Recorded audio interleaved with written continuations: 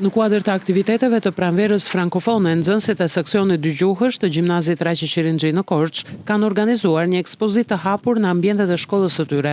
Kjo ekspozitë përmban 10 piktura të njohura botërore, të shoqëruara me përshkrime në gjuhën frënge dhe shqipe, duke ofruar një përvojë të veçantë artistike dhe edukative për vizitorët. Në kuadër të pranverës frankofone, që është një muaj i tërë ku ne zhvillojmë aktivitete të ndryshme, nxënësit e seksionit dëgjuhësh të Gjimnazit Raqi Qirinxhi kanë vendosur këtë vit për pranverën frankofone të sjellin një ekspozitë lidhur kjo frëngjishtja me artin, sepse dim që gjuha frënge lidhet fort dhe me kulturën e saj.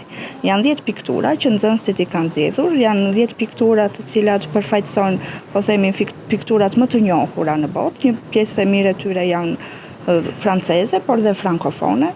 Shumë kemi Mona Lisën, kemi portretin e Napoleon Bonapartit, kemi një pikturë të René Magritte, që është një piktor belg.